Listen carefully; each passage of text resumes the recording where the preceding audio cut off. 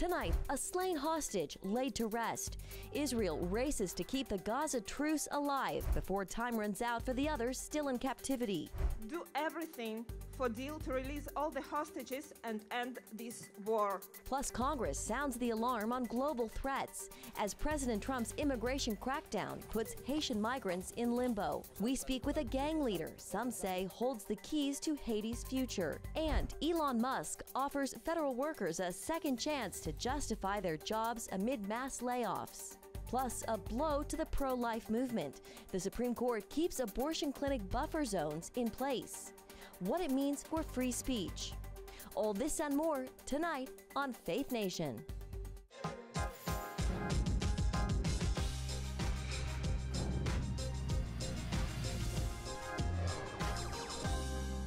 A race against time, Israel fights to keep the ceasefire hostage deal from crumbling. Good evening in Washington, I'm Jenna Browder. With just days left in phase 1 of the ceasefire, uncertainty looms. Israel is considering extending the 42-day truce, focusing on bringing home the remaining 63 hostages. But Hamas is pushing back, accusing Israel of violating the agreement by delaying the release of 600 Palestinian prisoners. Israel says it won't free them until Hamas stops using hostage releases as propaganda. Now the terror group warns the deal could collapse before Saturday's deadline, plunging the region back into war. Both sides were supposed to start negotiating the next phase weeks ago, a deal that would secure the release of all remaining hostages, end the war permanently, and pull Israeli troops out of Gaza. For now, Israel hopes to extend the current truce, but believes a longer-term deal will have to wait. This is the day after Gaza, after the war in Gaza, and what's going to happen there. And so we are continuing that channel with the Americans. And, you know, we didn't close the option of continuing the current ceasefire, but in return to our hostages. Meanwhile, a funeral was held today for Israeli hostage Oded Lifshitz. Hamas returned his body last week, along with Shiri Bibas and her 2 young sons, Ariel and Kafir. They'll be laid to rest tomorrow in a private ceremony. To the war in Ukraine, tensions are growing as the Kremlin contradicts President Trump's claims about a peacekeeping deal. President Trump said yesterday that Russia's Vladimir Putin had no problem with European troops in Ukraine, but Moscow calls that unacceptable. The disagreement comes as Trump pushes for a deal with Putin to end the 3-year war, with peacekeeping forces seen as a key component in any settlement. This is as Britain boosts Europe's defense, announcing a landmark increase in military spending ahead of Prime Minister Keir Starmer's meeting with Trump on Thursday. The plan would raise defense spending to 2.5% of the economy by 2027 and eventually 3%, paid for by cutting foreign aid. Russia is a menace in our waters, in our airspace, and on our streets. They've launched cyber attacks on our NHS. Only 7 years ago, a chemical weapons attack on the streets of Salisbury. We must stand by Ukraine, because if we do not achieve a lasting peace, then the economic instability, the threats to our security, they will only grow. Starmer says the move is necessary to meet a generational challenge as Europe braces for an uncertain future under Trump's Ukraine policy. On Capitol Hill today, lawmakers focused on the Trump administration's American First foreign policy strategy. While there's bipartisan support for shoring up our defenses and protecting Americans from emerging global threats, Democrats questioned whether President Trump's approach can accomplish that. National security correspondent Caitlin Burke followed today's hearing and joins us with more on that. Caitlin? That's right, Jenna. During a House subcommittee on military and foreign affairs hearing Tuesday, Democrats were vocal about concerns over what they've seen from the Trump administration on the global stage. They cited Monday's UN vote siding with Russia against a resolution condemning the war in Ukraine and comments made by President Trump accusing Ukrainian President Volodymyr Zelensky of being a dictator. Does this administration know who our adversaries really are, or who our allies really are? President Trump's foreign policy has centered around advancing U.S. interests and achieving peace through strength. But Democrats worry it's at the expense of our allies. Europe is not our enemy. We have similar goals, shared values, and most importantly, many decades of mutual trust and cooperation with the goal of global peace and stability. If our allies believe that they cannot rely on us, they will stop sharing critical intelligence. That is a threat to our country. Republicans, meanwhile, blame what they consider Biden administration policy failures for emboldening our adversaries and putting both the interests of America and our allies at risk. We see this in the Indo-Pacific, where U.S. allies question our resolve and adversaries probe our vulnerabilities.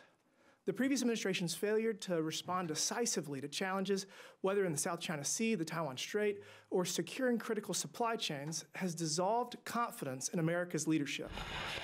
Republicans also say the former administration failed to prevent the war in Ukraine, is responsible for the resurgence of Iran-backed terror organizations like Hamas and Hezbollah, and failed to secure the U.S. southern border. President Trump is undoing the crippling policies of the Biden administration and returning the globe to peace through American strength. Dr. Charles Kupchan, a senior fellow with the Council on Foreign Relations, says Trump has the opportunity to be a powerful agent of change for U.S. foreign policy. Trump, if nothing else, is a disruptor who recognizes that it's time to go from the old to the new. The question that I have in my mind that I pose for the committee is President Trump going to be only a demolition man who brings down the old order and leaves us standing in the rubble?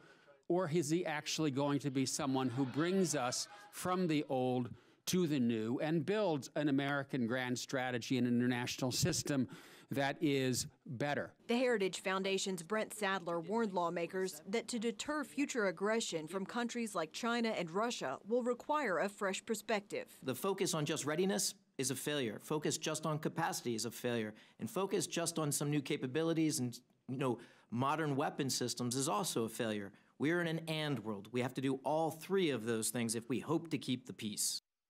Has also talked about the importance of restoring the American people's faith in soft power as a deterrent. That would include foreign aid. In order to effectively wage that weapon, experts say the American people will need to know that their taxpayer dollars are no longer seen as bureaucratic waste. Jenna? All right, Caitlin, thank you. Well, national security isn't just about conflicts abroad. Here at home, President Trump is cracking down on immigration, but he's getting some pushback. Today, a federal judge blocked the president's attempt to halt refugee admissions. The ruling sides with refugee aid groups who argue Trump's order violates the system Congress created for resettling refugees. Meanwhile, Haitian migrants in the U.S. are living in limbo after fleeing a country in crisis. Chuck Holton reports from Haiti, where he speaks with a gang leader some say holds the keys to the nation's future. With gangs controlling 80% of the capital, Haiti remains in crisis. Millions here have no food or shelter, and violence is rampant. It's this desperation that forced so many to flee to start a new life in the United States. That life could soon be turned upside down with the Trump administration shutting down foreign aid and deporting illegal immigrants back to their home countries. We have seen the number tripled to over 1 million people who have now been displaced because of gang violence in Haiti. This is a really troubling number. Many question why Haiti seems to be mired in dire straits, especially after receiving billions in foreign aid for decades. If money was a problem in Haiti, it would have been fixed now. But unfortunately, the political sphere and the country and the business community have been using their influence and their affluence to create the mess that we have in the country. Rampant corruption squandered most of it, and one man is seeking to help end that cycle. Nobody gets to walk through this neighborhood. There are armed gang members all up and down these streets. This is a red zone, they call it. This is not open to even vehicular traffic. Normal private cars don't come down here because they'll get shot. And we're having a real opportunity today to tour these streets with the man who is in charge of this neighborhood, Jimmy Cherizier. Once a police officer, Cherizier now leads a coalition called Vivant Ensemble, controlling much of Port-au-Prince. He's accused of brutal violence, earning him the infamous nickname Barbecue Cherizier. But he calls that a distortion. My mother was a street vendor. She used to sell cooked food on the street. So I bear the name Jimmy Barbecue because my mother used to sell barbecue. Now that the system wants to destroy my character, so they use it and put a tag on it saying that, pretending that I'm the one who is burning people. I wanted the whole world to know that that has nothing to do with to see with truth. Cherizier says he's not looking to take control of the country for himself, though he's often called the most powerful person in Haiti. Human rights groups accuse him of mass killings and intimidation, claims he denies. It's not on my mind to become president. Before thinking about taking any position in Haiti, I have a lot of allegations against me. I would have to go to court first to clean my dossier. All I'm doing now is fighting for better conditions of living for my people. While Haiti's interim government appeals to the Pope for more foreign aid. With President Trump being in power now, he said that he will not help other countries, then he will cut the aid that USAID was providing to Haiti. And I'm asking the Pope to intervene. Cherizier says the world is funding corrupt leaders.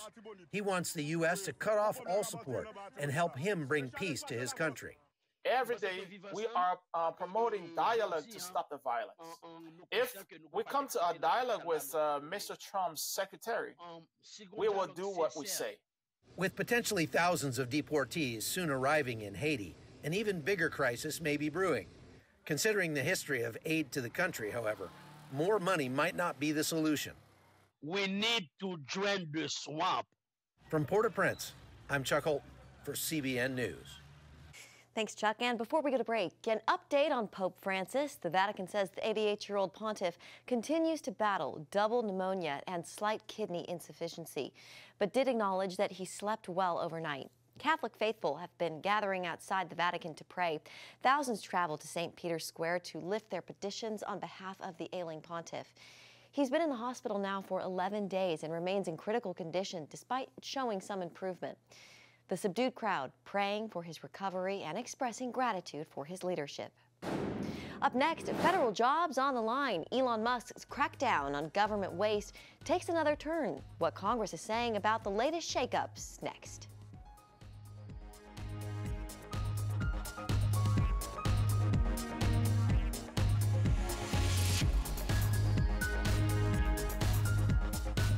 Welcome back. Federal workers are now getting some reprieve from Elon Musk's recent email mandate.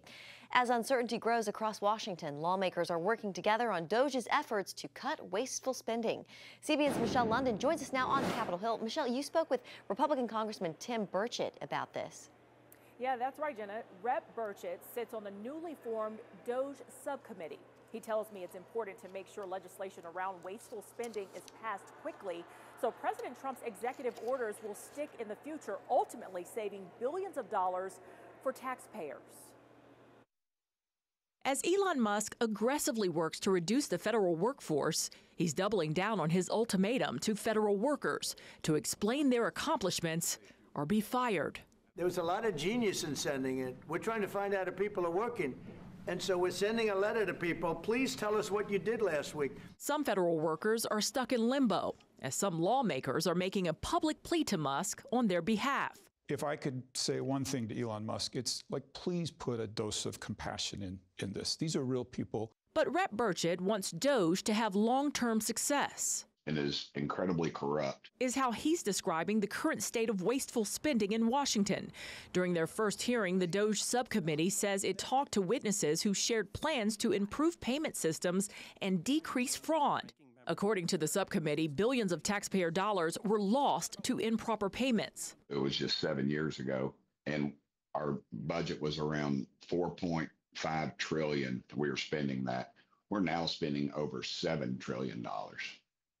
It's just ballooned, and it will never stop. Funds, Burchett says, don't have a paper trail or any transparency. He also believes there hasn't been one federal program since COVID-19 that Americans can't live without.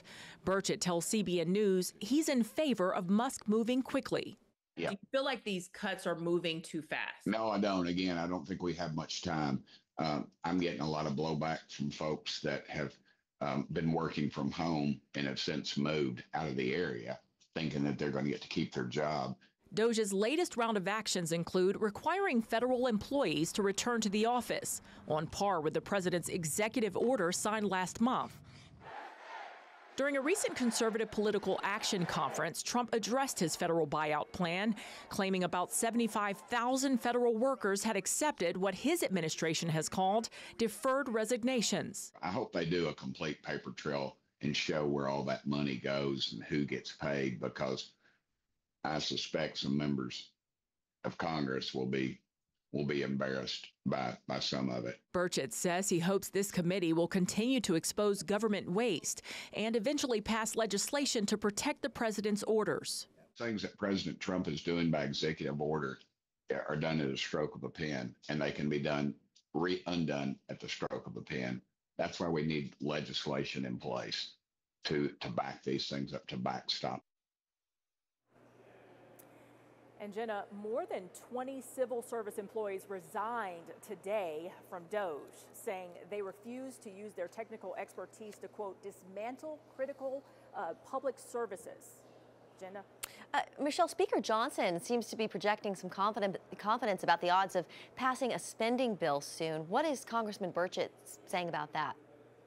Well, Jenna, it's simple. Burchett tells me he'd like to see more cuts. Take a listen.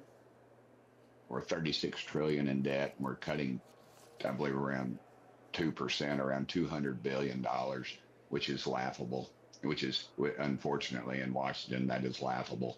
And we're not really serious about making cuts. And the president wants to get his bill out and get it done so he can get to work. We'll just have to wait and see what happens, Jenna. Yeah, we will wait and see. All right, Michelle on Capitol Hill, thank you. Coming up, the Supreme Court stays silent, leaving restrictions on protests at abortion clinics in place. What it means for pro-life activists next.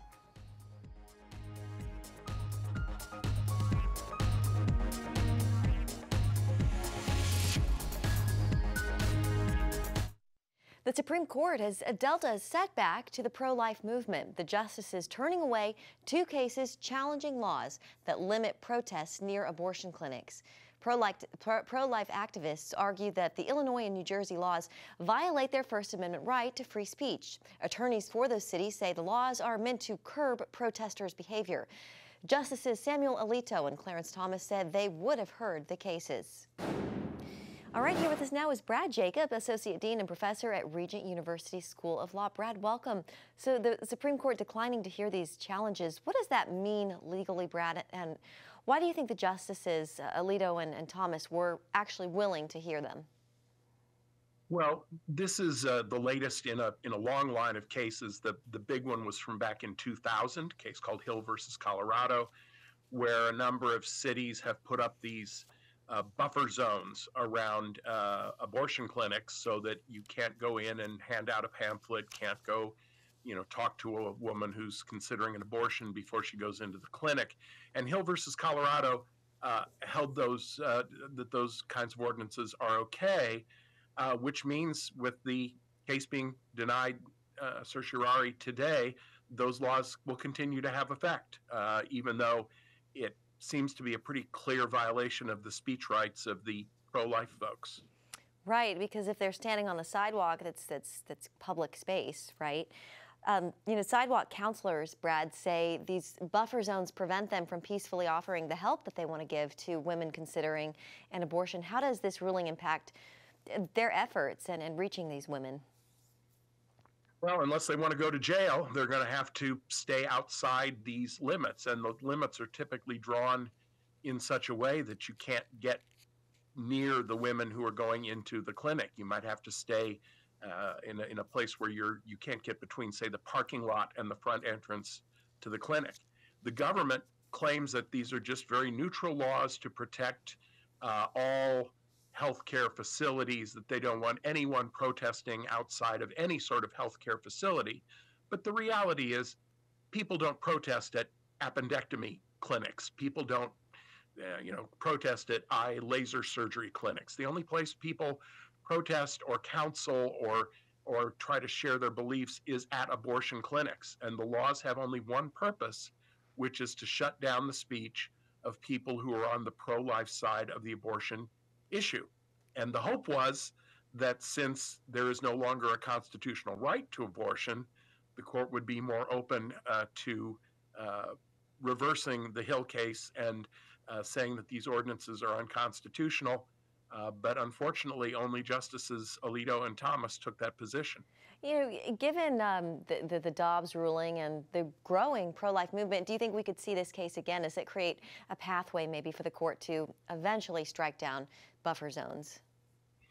Well, as long as people are willing to challenge it and willing to risk going to jail to bring cases up, there's no limit on how many times a different defendant can be arrested in a different place and then challenge that in court. And maybe at some point you'll get up to 5.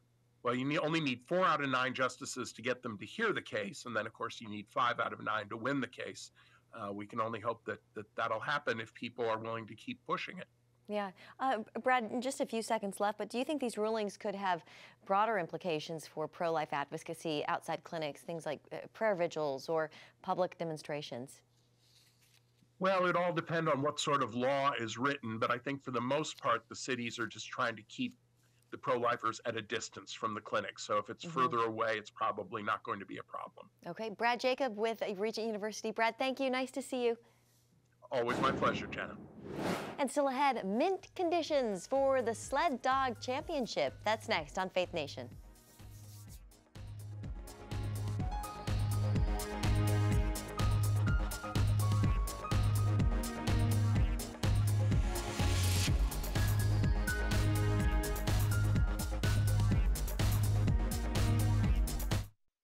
Finally tonight, a nearly century-old competition in New Hampshire made a cool comeback. The 96th annual World Championship Sled Dog Derby returned to Laconia for the first time since 2022 after a 2-year hiatus due to a lack of snow there. This year, the competitors and spectators say conditions were perfect, and the dogs seem to agree. The event is free to the public and includes a $35,000 prize for the top mushers. Despite the past few years of hurdles, this weekend's race was considered a success, drawing in thousands of spectators. And that's going to do it for this evening. Thank you so much for joining us. We hope you have a great evening, and we'll see you back here tomorrow. Take care.